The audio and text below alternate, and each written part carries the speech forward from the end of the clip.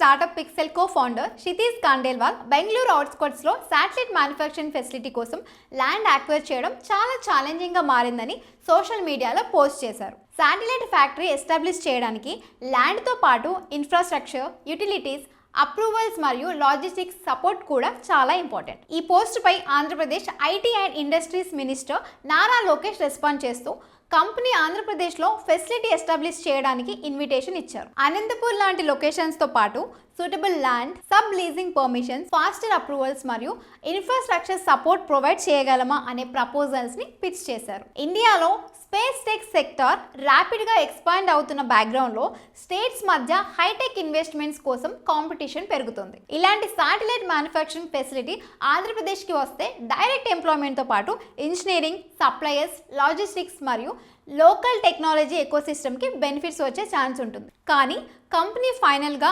ఆంధ్రప్రదేశ్లో investment decision తీసుకుందని ఇప్పుడే చెప్పడం కరెక్ట్ కాదు. అఫీషియల్ కన్ఫర్మేషన్ కోసం వెయిట్ చేయాలి. ప్రస్తుతం ఇది ఆంధ్రప్రదేశ్ గవర్నమెంట్ నుంచి వచ్చిన ఇన్వెస్ట్మెంట్ ఇన్విటేషన్గా చూడాలి. స్పేస్ సెక్టర్ ప్రైవేట్ కంపెనీస్కి ఓపెన్ అవుతున్న కొద్దీ స్టేట్స్ కూడా ఇన్ఫ్రాస్ట్రక్చర్ మరియు బిజినెస్ ఫ్రెండ్లీ పాలసీస్తో ఇన్వెస్ట్మెంట్ అట్రాక్ట్ చేయడానికి ఆపర్చునిటీ పెరుగుతుంది.